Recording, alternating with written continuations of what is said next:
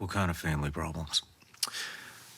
Well, over the course of 17 deployments, so roughly 10 years, my wife, Linda, had a prescription opioid addiction, right? So remember, she had a suicide attempt when I was in Korea years before. She was doing really well. She was being a great sport with the whole 9/11 thing, not knowing where I was and not hearing from me, that kind of stuff. But then, we have this thing where she thinks I'm dead and I don't call her. So she takes it personal that I don't call her. And, it's not like this terrible thing that happens, but it's underlying for the entire 10 years, right? As she gets worse with her prescription and doctor shopping, so I'm deploying because I'm a flight lead. I'm deploying a lot. And like I said, I was back that summer.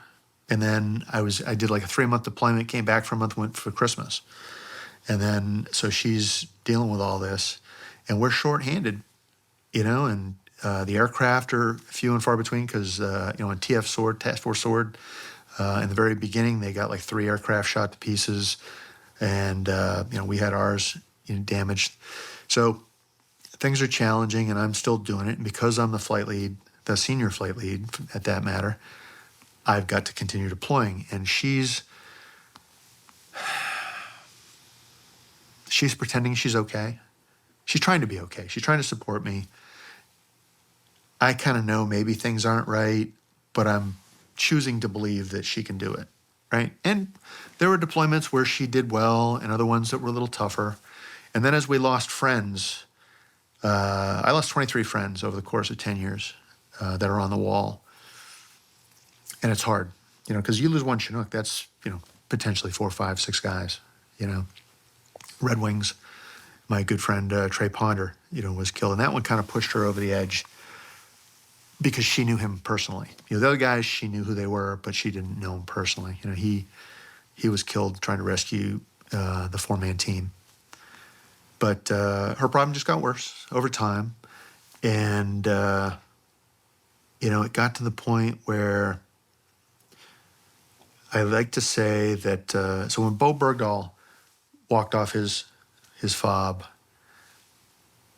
we did everything we could to save him, right? I mean, we were, I remember the ground force was pissed. This guy's a traitor or whatever, but he's an American citizen, and it's going to be a problem if he gets into Pakistan, right? So we're going to go rescue him. We're doing all this stuff. I get some pretty amazing stories, actually. A Sante story I can tell you about later if we have time. But we're flying every night. We're just missing him. Like the intel is just a half step behind. So we're showing up at buildings he's been in. We find his T-shirt. One place we find his underwear, his socks, some DNA, if you will. And we're just a little bit behind.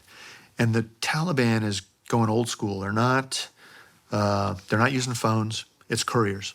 It's all courier network. And so we're doing vehicle interdict. We're blowing these motorcycles up with the miniguns, trying to stop these guys. But it's time for me to go home. My replacement gets there, and I kind of want to stay, but I know I got to get home. I've been on a long deployment. And so I fly down to Kandahar. We're in customs. Very insulting. I hate that I have to go through customs. But every once in a while, I get some jerk puts a grenade in his suitcase, thinks he's going to sneak it home. So we all have to now get our bags searched. So I'm down there. The MPs are walking through my stuff, the customs officer, and there's a phone call. Is there a CW5 Mac in the room? What? Chief Mac, you out there? Yeah, right here, right? So I'm thinking it's my wife having a meltdown, like just as I'm coming home. And I get on the phone, and it's the officer in charge at Sharana, at our task force. And he's like, Al, Chad, my replacement, had a heart attack, and he died. Sharana's at like 6,000 feet, MSL. This guy used to be a ranger, one of those guys, right? He's a marathoner. He's in great shape, CrossFitter. He goes to the gym right there at Sharana as I'm leaving. He comes back just before the duty day begins. He sits down on the couch in the planning area in front of a couple guys. He has a little seizure, foams at the mouth, and his heart stops, falls onto the ground. He does it in front of our flight medic and 2 pilots who also were rangers when they were younger that were medics. And they do CPR on him. And right next door to us, by the way, is what we call the SRT, the Surgical Resuscitation Team. This is 4 high-speed emergency room doctors that can augment anything. They can crack your chest in the helicopter, right? That's what these guys are for. So they're working on him. They throw him in the back of a truck. They're, working on him. They're hitting him, poof, clear. He codes 4 times. He actually lives. To this day, he's running marathons on what's left of his heart. Wow. But I have to come back. So they send a helicopter to get me. They bring me back. I do that night's mission. And now there's no replacement for me. He was it, right? We're wearing thin. So now I got to call my wife and say, I know you expected to see me tomorrow. I got to stay another 120 days. And so in the book, there's a title there. I call it Bergdahl Tips the Scales. That's literally, if you could put a mark on the wall, that's when she may have been having some trouble, maybe swirling the bowl a little bit. That picked up the pace, and life got to be hell for her and my family at that point. And so I did the rotation. The unit did the best they could to help her. Like she started cutting herself intentionally.